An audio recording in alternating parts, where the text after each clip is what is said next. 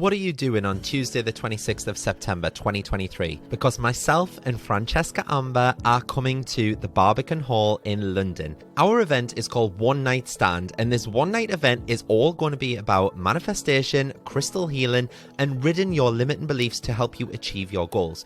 We've curated an immersive experience that will leave you feeling inspired and empowered.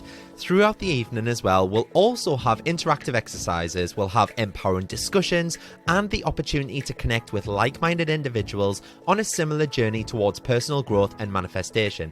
There'll even be an opportunity for you to ask questions as well. This event is your chance to break free from the shackles of self-doubt and unleash your inner greatness. It's time to release those limiting beliefs that might be holding you back and step into your true potential. And if you want to come on your own, by all means do that. Single tickets are available and seating is totally unreserved, so you can even meet up with your spiritual friends and sit with them as well. Head to @CannyCrystals on Instagram and click the link in my bio. Tickets are limited, so secure your spot and be part of this transformative experience. Don't miss out on the chance to manifest your dreams and achieve your goals. We can't wait to see you there.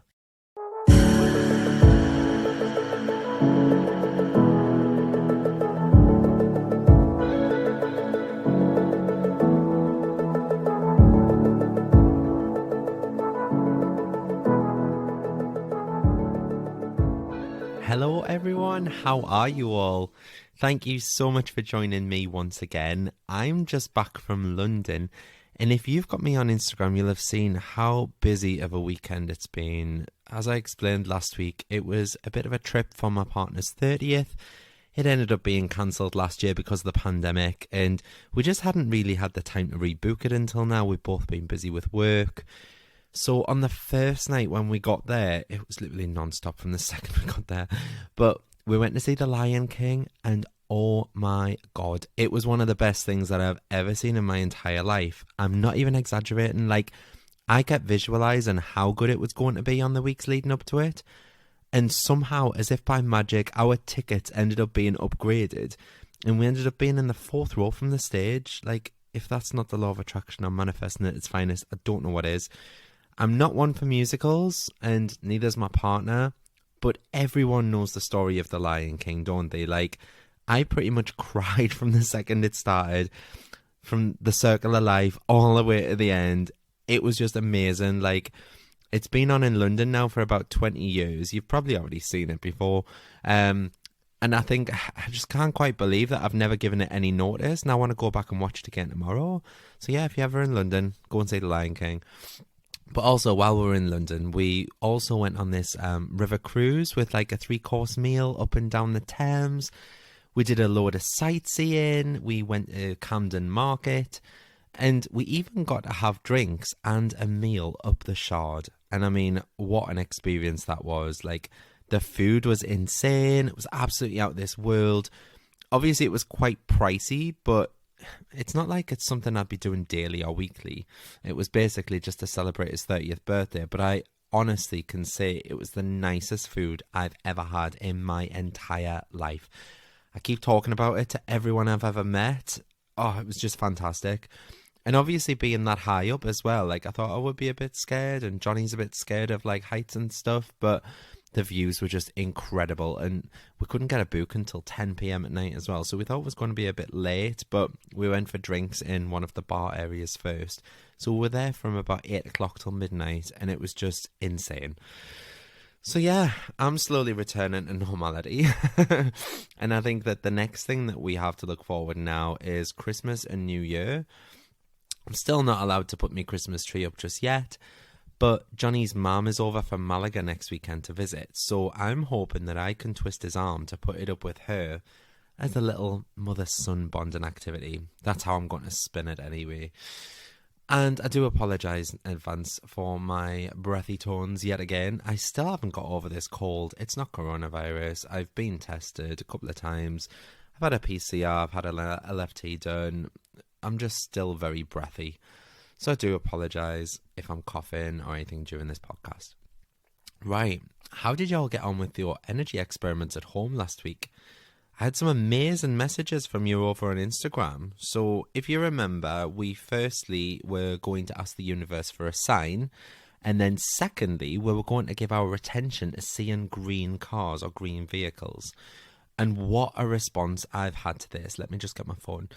So I had a message from Becky, and Becky said, OMG, you'll never believe what just happened to me. I gave the universe 48 hours to respond, to give me a signal on whether or not I should go for an interview with another company. I went into work Saturday morning, and my boss told me that we were all going to be unfortunately redeployed as the project we were working on was being defunded. It was like the universe was telling me to go for this other job. Wow. I applied that night for this new job and have been invited for an interview already. I just know that this job was meant for me. Everything happens for a reason. Thank you for bringing this into my life. It's so real and absolutely crazy. That was a message from Becky. How crazy that she asked for help to be given a signal of which way to turn, and the universe gave her one straight off the bat. That's insane. I'm going to screenshot this message as well and put it on my story on Instagram. I also had another message. Where is it? From Ellie. I'm sure it was Ellie. There we go, Ellie. She said, you'll never guess what just happened to me. I asked the universe for a sign to let me know if I would ever have a baby after I've been trying for so long with no luck. I asked this on Friday night, and just like you said, I asked for an answer within 48 hours. I went out shopping on Saturday morning with my mum, and everywhere we went we saw baby things, including lots of baby grows saying things like I love my mummy, and I even received an email whilst I was out with a discount code for mamas and papas, which I found quite odd as I never signed up to their mailing list. That's against GDPR. All the way home, I was looking out of the car window and kept seeing things saying congratulations or it's a boy. And I even saw a woman walking along heavily pregnant with a banner saying mummy to be. I just thought, is this because I'm giving all my attention to that? It's all that I am seeing now. Anyway, that was the Saturday. Today is Tuesday. I took a pregnancy test last night and it's positive. I know this might sound weird, me telling you all of this, but I just wanted to say thank you for giving me the hope and faith to know that this was coming to me. I've been telling everyone about this podcast. You're amazing. Keep doing what you're doing. How amazing is that message from Ellie? I actually had goosebumps and started welling up while I was reading it before. I know I've messaged you back directly, Ellie, but another massive congratulations from me and practically everyone that's listening to this. What a super special way to find out. That's absolutely amazing. Thank you so much for letting me in on that and for sharing that as well. And the second energy experiment last week was to give your attention to and look out for green cars. And I had so many messages about this. People just randomly sending me pictures of green cars that they'd seen out and about, and green cars that they'd seen in car parks, one they'd seen in soaps on TV. It was crazy. I think I had just under 40 messages from people in relation to the green car experiment. I'd even seen a fair few green cars driving around London at the weekend too. And it's so odd when you give your attention to something, you start seeing it all the time. And just remember, like I said last week, if you therefore give all your attention to positivity, you must attract more positivity to you because you're looking for positive situations. So I want to quickly talk about the time that I asked for a sign from my granddad. I'm not quite sure if this is the law of attraction or him speaking to me from the afterlife. So I'll let you be the judge of that. But my granddad died 2 years ago in July, and I was absolutely heartbroken. Like, he practically raised me, so I always saw him as like a father figure. And when we lost him, it kind of flipped the whole family's worlds upside down. And my nan was lovely enough to let me have some of his ashes, which I have in a marble kind of egg receptacle on a shelf in our living room. And it's next to the programme from his funeral with his picture on, you know, like with the picture and the dates that they died and things on. And whenever I feel lonely or I just want to get something off my chest, I look up at that shelf and I start chatting away. Now, this might sound absolutely crazy, but it's just what I do. I mean, people do it for comfort, don't they? Anyway, I asked him to give me a sign a couple of months ago that things were going to be all right and that he was actually listening to me whenever I talked. And that same day, multiple things happened. So, firstly, when he died, just to give you a bit of background, we were trying to get access to his laptop and his emails to sort out things like car insurance, mobile phone payments, things that were basically on his emails. And in his glasses case, we found a little slip of paper with his password on. And every single one of his passwords contained the word Geronimo, followed by some numbers. And Geronimo is a bit of an odd word that you don't really hear anymore these days. It's a bit like shouting tally ho or something like that. Anyway, that same day that I was working away, I remember looking up at the TV and I saw an alpaca with the words Geronimo the alpaca at the bottom of the screen. So if you're in the UK, you'll have seen him all over the news a couple of months ago. It was the alpaca that had bovine tuberculosis, I think it was. And he was going to be destroyed, and the owners were going to court to battle it, and it was really sad, but it was all over the news. But yeah, that alpaca was called Geronimo the alpaca. Now, you don't hear that word Geronimo all the time, and this was literally minutes after me asking my granddad for a sign that he was listening or things were going to be all right. So how odd that I'd asked him for a sign and the word Geronimo appeared out of nowhere. But it didn't end there. So at my granddad's funeral, they played You'll Never Walk Alone at his request. And minutes after seeing Geronimo on my TV, I remember opening Facebook and one of my friends, Deborah, had uploaded a picture of her son, Jules, outside of Liverpool Football Stadium. Like, I'm gay, I don't know what it's called. And the top of the gates had words on them which said, You'll Never Walk Alone. So I had goosebumps straight away, and I rang my mum in tears. And while I was on the phone to her, she just stopped talking and said, put BBC One on. And as I flipped it over, there was a segment on about Captain Tom, you know, that pensioner that raised loads of money for the NHS during the pandemic. And what song was playing in the background? You'll Never Walk Alone. And just remember thinking, oh my God, like, is this the universe telling me that everything's going to be all right? Or is it my granddad trying to reach out to me? And just as I did, his funeral programme fell from that shelf. Now, you can't tell me that all of that was just coincidence, so it was just so surreal how it all happened within a few minutes of me asking. But like I say, I'll leave it up to you to decide whether you think that that was something supernatural or the law of attraction at work. I'm still in two minds, I'm not entirely sure. But continuing on from all this manifesting, I also wanted to mention about one of my friends, Georgia. So Georgia has worked in a dead-end job now for as long as I've known her, basically. And I could see it's been absolutely draining her and getting her down, especially during the lockdown, because she's continued to go into her office while most others have been working from home. Anyway, she quit her job in the midst of the pandemic earlier this year. I think it was to concentrate on her health and happiness, she said. So she moved back in with her parents until she was back on her feet again. And I spoke to her a few months back, and she said that she'd been applying for anything and everything that was coming up, but she was having no luck at even getting so far as being shortlisted for an interview. And it's a real shame because I've worked alongside Georgia in the past, and she's a really hard and loyal worker. I felt really sorry for her. So recently, she got into reading about the law of attraction and manifesting, and she started on her spiritual journey. She bought a few crystals from me, for example, and she started meditating daily. Now, after a couple of weeks, I remember getting a phone call from her, and she'd asked where she was going wrong and why things weren't changing for her. So I'd asked what she meant, and she said that, like, in other words, she couldn't get a job because of her mindset, I think was her exact words. But to me, it was really obvious looking in from the outside, but she just couldn't see it herself. So I just said, can I be blunt with you? And I said, you're looking for a new job. And her ultimate goal was basically to obviously get employed. And she'd said to me that to keep her health, she wasn't setting an alarm on a morning to ensure that she got all the sleep that she needed uninterrupted. Then she was applying for jobs all day, sat in her pajamas whilst watching daytime TV, eating whenever she wanted, with absolutely no structure to a day. And she thought that this was a positive thing because she'd said it obviously meant that she could go in the bath and meditate whenever she wanted to. And it was obviously good for her own mental health. So I quickly jumped in and I asked her what this looked like from the outside. So if I was the universe, for example, looking in, what would it look like to me? And she sat there baffled. So I told her, and I said, look, it looks like you're enjoying being unemployed. that you don't have a care in the world.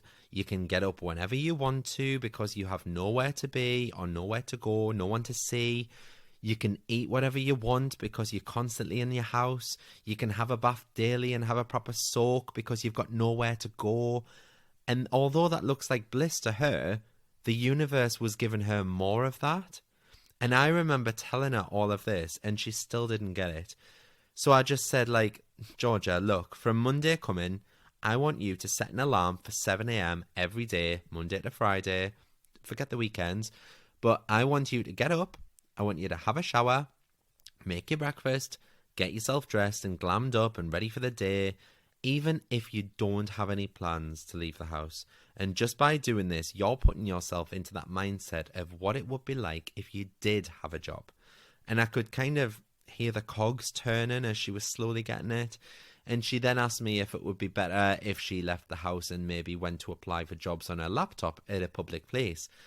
Exactly that, I told her. Like, by getting herself ready for the day and getting out and about, she was getting back into work mode.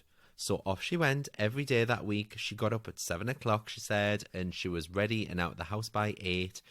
She found a lovely, quiet local coffee shop where she bought herself a nice breakfast from daily, and she applied for jobs for an hour or two out in the real world, away from her bedroom at her parents' house. And I remember her telling me that she'd bought herself some new work clothes in preparation for when she actually got her interview in a new job, and that she'd started wearing these clothes to leave the house on a morning to really feel what it would be like to be on her way to a new job. And I remember one day she rang me and she said that the weirdest thing had happened. She had been sat in that coffee shop applying for jobs, and the shop owner served her breakfast to her. She said that she had been coming in a lot lately for work and that she'd seen that she'd been applying for jobs, and they got talking about what she'd done in the past. And the coffee shop owner said that they were going to be expanding into the business next door and that they were going to start an actual restaurant-style approach, more like a cafe than a coffee shop. And that was kind of just to bump it up. And after hearing Georgia's qualifications and her past experience and her story, the owner had said that she was about to put out an advert for an operations manager role, and she went and got the information from behind the counter and gave it to Georgia. And she read it through, and I remember Georgia saying to me, "Mart, it's absolutely perfect. It is literally like my dream job on paper." And she was interviewed about a week later, and needless to say, she got that job.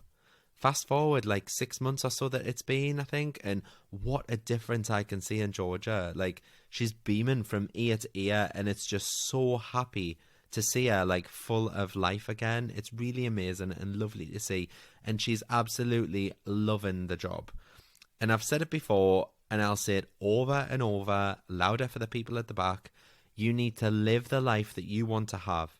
When you believe it inside and you have a feeling of knowing that your wants and wishes are coming to you, they'll appear in the real world. They have to. I do lots of research into different things for these podcast episodes, and I've recently been reading a huge case study on all of this that was done on women going in for IVF treatment. And once one woman came forward about this, lots of others did too. And again, they passed it all off as coincidental, when in actual fact, it's the law of attraction at work. There's absolutely no doubt about it reading this from my perspective, but see what you think. So basically, 30% of people in this case study that were going through their IVF journey suddenly conceived naturally, even though they had unexpected infertility issues. So they conceived naturally through normal intercourse, normal sex. And I honestly believe that this is manifesting at work. So if you go in for a treatment, for example, you expect it to work. So therefore, those people that have been going in for the IVF will have been getting into the mindset that they're actually going to conceive and have a baby. It's kind of like the placebo effect. Like, in the olden days, doctors would give sugar pills to patients with unknown diseases, and miraculously their conditions would improve, as if they'd been given an actual treatment for those diseases, but all they'd been given was sugar. It's kind of like when you fell over as a child. So you might have bumped your head or leg, and you'd be screaming in pain, and your mum or dad would come running over, and they'd rub it better, and they'd be like, "Oh, let me give it a kiss, I'll kiss it better." And suddenly the pain would disappear. If we were able to trick our minds into placebo effects earlier in life, how can we find it so hard to do nowadays all grown up? It's literally the way that we've been conditioned over the years. You can easily trick your mind. One amazing way to calm and trick your mind that I've been doing more research on recently as well is EFT tapping. So, for those of you that don't know, EFT stands for Emotional Freedom Tapping, and it's basically an alternative treatment for physical pain and emotional distress. And it's also referred to as tapping or psychological acupressure. And people who use this technique believe that tapping the body can create a balance in your energy system and help to treat that pain and anxiety. It is still being researched worldwide, but EFT tapping has been used to treat people with anxiety and people with PTSD and things like that. And it's quite similar to acupuncture, and it focuses on the meridian points across the body, or energy hotspots, as some people call them. And it does that by restoring the balance to the body's energy. And it's believed that by restoring that energy, it can help relieve symptoms that a negative experience or emotion might have caused. And just like acupuncture, it's based heavily on Chinese medicine. And like I said, the meridian points are thought of as areas of the body that energy flows through. And these pathways will help balance the energy flow to maintain your health. And basically, any imbalance can influence disease or sickness. So as you probably know, acupuncture uses needles to apply pressure to these energy points, whereas EFT just uses your own fingertip, tapping your body to apply pressure. And the tapping helps you access your body's energy and send signals to that part of the brain that controls the stress. So it's claimed that by stimulating the meridian points through the EFT tapping, it can reduce the stress or negative emotion that you feel from your issue, which will obviously ultimately restore your balance to the disrupted energy. So I first came across this a couple of years ago whilst listening to an audiobook. I think it's in Follow Your Passion, Find Your Power by Bob Doyle. And in that book, Bob talks about using EFT techniques to help you control and calm your mind long enough to allow you to manifest. And it is really interesting, and I've seen recently videos on TikTok and social media of EFT techniques being rolled out across schools to help with anxiety and depression. And I know when I worked in mental health a few years ago, they used to have EFT sessions with staff and service users. But obviously back then I didn't really know what it was. And I also wasn't curious enough to find out. So as soon as I started hearing about it in this audiobook, I kind of clicked that this is what was offered in classroom form in the NHS. So there are a few meridian points across the body that you would basically tap in sequence with your finger. And just like acupuncture, there's a part of the body that deals with everything. So for example, there are several points on the side of your hand that when tapped and pressed, it could help to treat a cold or a cough. I should be really using that myself. Just like there are several points across the body that would help with treating pain or inflammation or headaches or nausea. The list is endless, okay? The main points for calming the mind and ridding your mind of anxiety are the ones around your face. So there's the eyebrow point. So where the eyebrows begin, closest to the bridge of the nose, then you would tap the side of your eye on the bone directly along the outside of either eye. Then under the eye, so on the bone directly under the eye. Then the next is under the nose, so the fulcrum area, directly beneath the nose and above your top lip. Next would be the chin, so this is the area just below your bottom lip, but above your chin, right in that crease. Then we would move down to the collarbone. So you start from where your collarbones meet in the center, and then you go down an inch and out an inch on either side. Then it's under your arm, so on your side, about 4 inches beneath the armpit, you just tap there. And the last point in this sequence is the top of your head, so directly on the crown of your head. And basically, you would tap maybe 10 to 20 times in rapid succession in one point, kind of like this speed. Hope you heard that. And then you would move to the next point, and you would keep going round in that cycle of 8 points until you feel better. And it usually takes 2 to 3 minutes in total, but this shit really works. Like, Some people think it works just because it takes your mind off things whilst you're tapping. But if it works, it works. Don't question the how or why. I remember in that audiobook I was listening to, it suggested that that technique was then coupled with affirmations. So you could write 8 affirmations on what you were trying to achieve. So for example, let's say I wanted cash flow and abundance. My affirmations would be something along the lines of, I am grateful for the wealth that I have in my life. I release all negativity around building wealth. Or I am prosperous, wealthy and happy. And then you would start your tapping at your first point, and you would say one of these affirmations until you've completed those 10 to 20 taps. Then you would move on to the next point and the next affirmation. And what that does is it wipes the mind of any thoughts in the past or the future, grounding you to the present moment.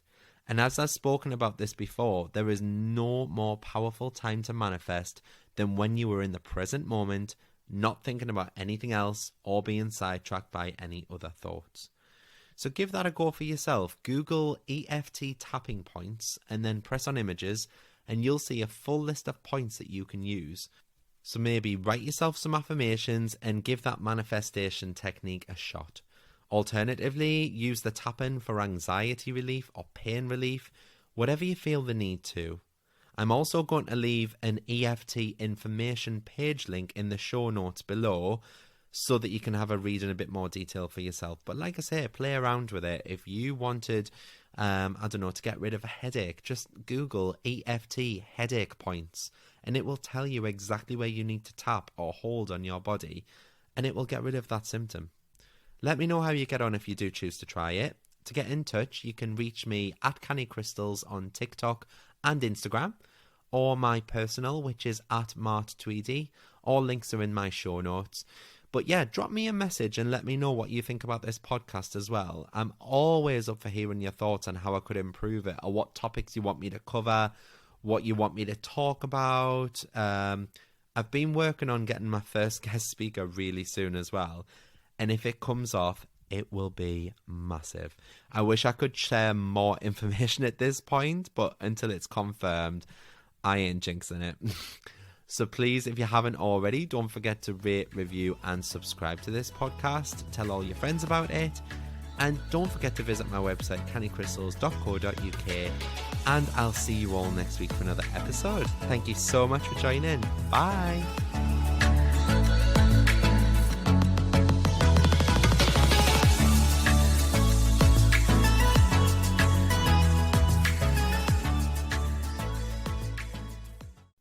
Come and join me in the Manifest with Mart community. For just £10 a month, you'll get exclusive access to my app and you'll join all the other beautiful souls in the Canny community, where each day you'll be held accountable to making your dreams and desires come to fruition. You'll also be set daily and weekly challenges. There's a chat room built in so you can talk to people in real time, and you can also pop over any questions that you have in the Q&A forum and I'll answer them for you. It's changing people's lives, and we've already had so many people manifesting things in the first 2 weeks alone. Each new moon, I'll also be going live within the group on a face-to-face video to help you get the most out of the lunar cycles, as well as answer any burning questions that you have. And these live meetups are so powerful, and everyone in the group has had nothing but praise for the safe space that we share. There are very limited spaces for this community, however, just to ensure that I can place my focus on you and nurture you into the ultimate manifester. So if you'd like a spot, please be quick and reserve your seat now. Head to cannycrystalsacademy.co.uk and choose the Manifest with Mart option, where you can get instant access, and what's more, you'll also get access to all of the past recordings and chats too. Join now and start living the life of your dreams.